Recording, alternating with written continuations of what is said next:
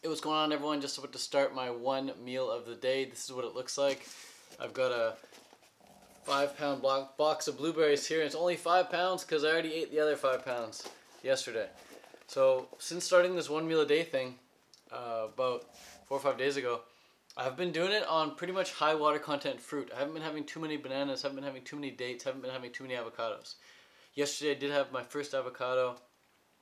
A couple days before that I had a banana date smoothie with some blueberries, but for the most part it's been focusing on the high water content fruits, and I feel so much better when I eat high water content fruits. High water content fruits make me feel just like totally fluid, totally loose, totally like just like a human being should feel, you know? A lot of people don't know what a human being should feel like because they're constantly, chronically either on drugs or they're coming off drugs. They're either going through withdrawal from cooked food or caffeine or alcohol or nicotine or MDMA or whatever drug that they're on, or marijuana, THC, whatever. They're either on drugs or coming off drugs. And so they don't actually know what it feels like to be totally straight edge and pure. Because even the people who are straight edge, a lot of them are still drinking coffee, a lot of them are still eating really crappy food like vegan junk food or whatever. But when you're straight edge and you're doing a lot of fitness and you're eating high water content fruits, things become very different. Things become very different. And it's very hard to explain how it feels to someone who's never experienced it before, but the way I would explain it to myself is just, I'd say, this is probably the way that animals in nature feel. They just feel good. There's no issues. There's no gut ache. There's no heartburn. There's no headache. There's no anxiety. There's no like chronic stress going on. There's no feelings of just like chronic fatigue. There's no feelings of angst or anger even. It's just like we're here in the moment. We're observing. We're seeing what's what, and we're just doing what feels good. Like, do we want to lay down and rest? We'll lay down and rest. Do we want to eat? We'll eat. Do we want to express ourselves creatively? We'll express ourselves creatively. Do we want to connect with people who we feel close with? We'll connect with people who we feel close with. But we don't have any issues going on inside of us from the food that we're eating when we eat really, really clean. So I'm about to start my one meal a day. I've been breaking it around 2 or 3 p.m. over the past few days, but today I'm going to break it a lot earlier. Today I'm going to break it at 12 noon. It's actually just quarter to noon now, and I wanted to break the fast a little earlier today because what I've been finding is when I do break the fast at 2 or 3 p.m., I eat until about 6, 7 p.m. And when I'm done eating at 6, 7 p.m., I'm really full. Like, you get really full on one meal a day, even if you're just eating fruit. And when you're really full at 6, 7 p.m., and I like to go to bed at 8 or 9 p.m., I'm still full when I go to bed.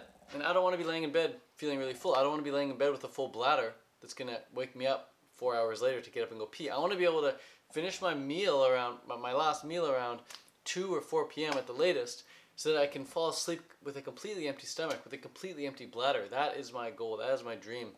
That's going to be coming true in the next few weeks or few days here even. Won't take long to adapt to that schedule, I don't think. But that means I really got to eat a lot between 11 or 12 and 2 to 4 p.m. If I could have my last meal at either 2 p.m. or 4 p.m., that would be amazing. That way I go to sleep just completely empty, completely ready to sleep. And I don't know why I haven't tried this earlier. It's taken me many years to get to this point, and I guess I'm just happy to be eating the way I'm eating. The food doesn't change in my diet. The food options, my menu has stayed the same for the past 9 years. My diet really hasn't changed. Just how I've been eating has changed slightly. In that, I've tried grazing. I've tried 2 meals a day, and I love 2 meals a day. 2 meals a day is what I was currently on before trying this 1 meal a day thing. And 2 meals a day is really easy. You just wake up and you go through the whole morning, kind of intermittent fast a bit, and then you have your first meal at like 10 a.m. And then you work out and you come home and have another meal around like 4 p.m. or something. Maybe a little snack in between there, but nothing crazy. 2 set meals. I loved it. But now I'm trying the 1 meal a day thing, and it's different for sure. When you're in this fasted state, like I haven't eaten since 6 p.m. last night. So I guess that's 18 hours. Not the best at math, like, especially improv math on the spot like this. It could be 18 hours. But when you go 18, 20 hours without eating, and you're not coming down from any drugs, you're not going through withdrawal from caffeine or any of that stuff, and you had a good night's sleep, and you're getting some good fitness in, like you're still sore from the gym and whatever, and you're doing things that you love in your life, that you're working on projects. When you combine all this together, your state of mind is just really clear. And you're just really calm, and you're really in the moment. And nothing can stress you out really. It's very hard to feel stressed out on one meal a day. It's hard to feel stressed out when you haven't eaten in a while, and you're not coming off any drugs. And I have to keep saying that when you're coming off any drugs, because a lot of people they try raw food, but at the same time they're going through withdrawal from all this cooked food and from all this caffeine or whatever they're taking.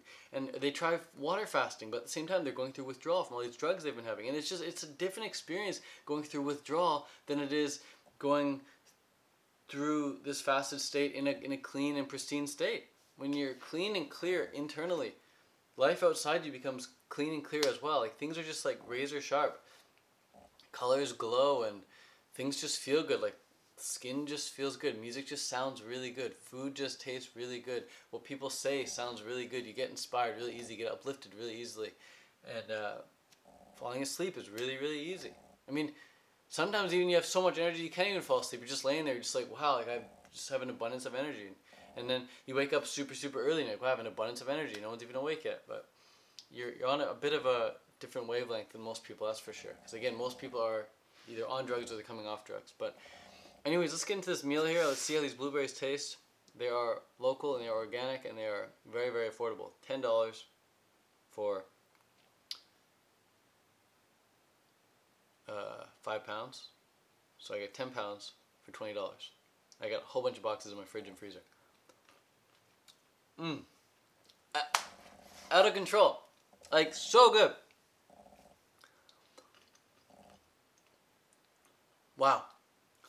The reason I love fruit festivals is because when you go to a fruit festival, everyone you're there with is eating just fruit and vegetables. They're eating all raw. And they get you. They understand that this is the optimal food for human beings. They understand that this is what we're created for. And they don't ask you silly questions about protein or fats and carbs or anything. They just go with the flow. And the conversations you have at a fruit festival are some of the deepest conversations you ever had. And they begin the minute you arrive. As soon as you arrive at a fruit festival, the first person you speak with, you're like, wow, this is an amazing conversation. This is probably the best conversation I've had all year. Then you go have another conversation with someone. Someone introduces you to their friend or whatever. And you're just like, wow, this person's glowing. I want to talk with this person a bit. You talk with them and you're like, wow, this conversation's just as good as the last one. Even better. And it goes on. It all happens as soon as you get to Fruit Fest. And as soon as you get to Fruit Fest, you think, I don't want this to end. I really don't want this to end. I'm having such a good time. And it's just beginning. And at the Canada Fruit Fest, you know, we have over 250 attendees coming this year so far. We have 15 brilliant speakers, some of the brightest minds in the raw food and vegan movement as our presenters and speakers. They're going to be doing a ton of education with everyone. They're going to be hanging out with people off stage. They're going to be just jamming around the campsite with people. And then we have 15 amazing musicians. We have Felix Zenger, one of the best beatboxers in the world. We have Daniel Rosenfeld, one of the best magicians I've ever seen in my life. A magician and a musician. He'll be on stage doing his music, then he'll be off stage doing some magic. We've got Bombargo, one of Canada's best bands, one of Canada's best live acts. We've got Phrase, an amazing DJ and singer. If you don't know Phrase already, check out Phrase. Post the link in the description. We have some amazing music acts to carry us through the night. And I'm really, really, really looking forward to it. This could be the best party I've ever been to in my life. And it's going to be a party that I've helped put together, which is very strange because usually I don't put parties together. I just show up with them and have a good time. But this one I'm helping putting it together and it's coming along really, really well so far. Amazing speakers, amazing musicians, and fantastic amount of attendees and great attendees. So if you want to come to the Canada Fruit Fest, I will post a link in the description below. You can click on that, get your ticket. If you want to come as a volunteer, you can do that as well. Just click in the link below and you can apply to be a volunteer for some work exchange. So that's really what I'm looking forward to this summer. But right now, in this moment, I'm really looking forward to these blueberries. They're so good. I'm not even kidding. You gotta come to British Columbia in July if you want blueberries. A lot of people say they don't like when they hear people eat fruit and they say, like they're faking it. I'm not faking it. I do this in real life too. Even if by myself I eat fruit, I'm like, that's so good. And if you can't reach that level of pleasure from your food, Don't be projecting your hate on people who can't. A lot of hate from people comes from just their own insecurities being projected on others. It's really trippy to see that. Whenever you get hated on, just realize that the person who's hating on you is really insecure. And they're really upset about something. They're really angry about something in their own life. And they're projecting that anger on you. It's got nothing to do with you. But just know that you are manifesting it. You are manifesting that hate coming at you. It's coming at you not because it wants to hurt you. It's just, everything just is there. Everything is just. It's how you perceive it. So I used to perceive hate as like, wow, like that person's hating on me, therefore I must be such an idiot. But it's now like, wow, that person's hating on me. I feel so badly for them. I feel so sorry for them. They have to live with that internal hate, that internal anger. They have to carry that around with them. That's going on in their mind, in their heart. It's going to cause some disease for them if they don't switch it up. So I really look out for the people who are hating now. I say, wow, I feel really, really bad for you, man. Because I don't feel any of that. And it feels really good not to feel any of that. So now, whenever I manifest hate, which is common on YouTube, I suppose, in the comment section, or even on emails, whatever, but whenever hate comes across, it's like, I used to just think, I can't understand why these people are hating on me, but now it's like I realize I don't need to understand, because I'm on a different level of vibration. I'm not on that vibration of hate. How can I possibly understand someone on the vibration of hate? I can look out for them and say, look, dang, I understand that you're feeling angry or whatever, but I'm vibing high, man. I'm vibing good. I'm good. And the experience is very different now that I've changed my perspective on haters. So again, I used to take it personally, but now I just look at it and say, wow, this person needs help. What can I do to help them? Maybe I can just keep setting an example of what it's like to go through life without hating on others and negatively judging on others. People say, don't judge, no judgment. We're always going to judge. I'm judging these blueberries. Is it ripe? Is it rotten? Is it good? Is it bad? We're gonna judge, but you don't need to negatively judge chronically. You can judge someone and be like, wow, he's really good looking, or she's really good looking. Or you can judge someone and be like, wow, she's really fat, or he's really fat, and not good looking. But as soon as you see that or say that, you don't need to feel any kind of way. You don't need to feel and carry a feeling of negativity or disgust or anything. You can just drop it and be like, you just observe it. You're like, oh, cool. Like this person may look like they look. Like I'm judging them based on the looks, but they're probably, and they could be a really cool person on the inside. Maybe they have a really good heart. Yeah, maybe they have a really brilliant mind. Maybe they're really funny. Maybe they're really cool. I just gotta get to know them a bit more. So you can't really drop judgment overall. If you have an ego, and we all have an ego, can't really draw judgment. Judgment's what keeps you alive. You judge if this is safe or not. You judge if this is okay or not. You judge if this is, fun or not, whatever. But you don't need to let that. You don't need to let negative judgments poison you or poison the other person. You can just observe and be like, okay, this is how I'm thinking or feeling right now. Interesting. Let's move on. How is it serving me? If it's not serving me, let's move on. If it's serving me, cool. How is it serving me? How is it serving the other person? But you definitely want to do unto others how you would want them to do unto you.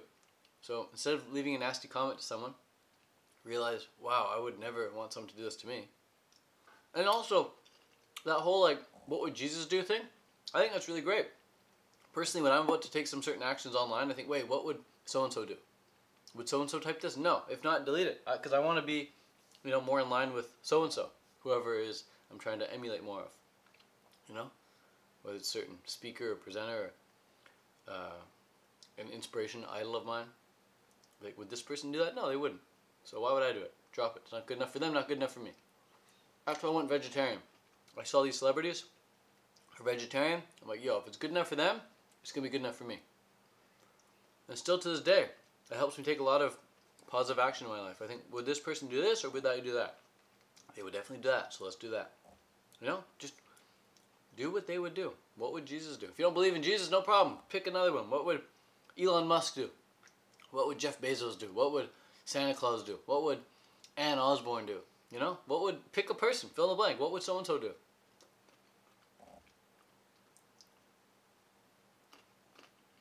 One person I've been watching a lot of on YouTube past couple days is buddy Tim Sheaf. Man, he's been posting up some good vlogs. If you don't know Tim Sheaf already, you're gonna like his daily vlogs on his water fast. I think he's only got like 6 or 5 days left to go in his 40-day water fast, but he's posting up daily vlogs, updates on how he's feeling, what he's thinking about, and I think there's some really good content there. In fact, I just reposted one of his videos yesterday because it's so good. But definitely go check out Tim if you haven't checked him out already. His name is Tim Sheaf.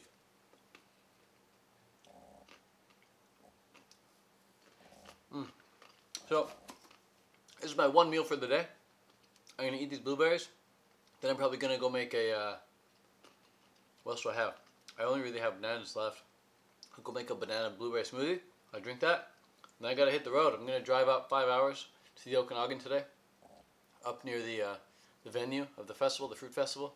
Gonna have a meeting with the venue host and ask a bunch of questions, get clear on a bunch of things, and figure out where all the equipment's gonna go, where all the stages are gonna go, where all the tents are gonna go, where the lights are gonna go, where the tent, where everything's gonna go.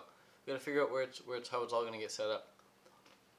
So it's gonna be exciting. But it's a 5-hour drive up there. So I'm gonna be listening to some good audiobooks on the way up. And I want to get full before I hit the road, so I don't need to eat or drink while I'm driving. I can just open the door and pee if I have to, and carry on. But yeah, that's it, that's all. If you like this video, glad I could provide you some content to enjoy. But now for the rest of the day, go out there and produce as much content, produce as much goodwill for the world as you possibly can. Don't spend the rest of the day scrolling through YouTube and watching a bunch of videos. Unless today is just your binge watch day. You only have one of those every now and then. But for the most part, make a habit of just producing content rather than consuming it. If you're going to consume a video, watch it intelligently or just listen to it as you go for a walk or something. Or as you eat your dinner. But try not to watch too many YouTube videos. Try not to scroll through Facebook too much. Try not to scroll through Instagram too much. Focus on creating content rather than consuming it. Alright. Peace out.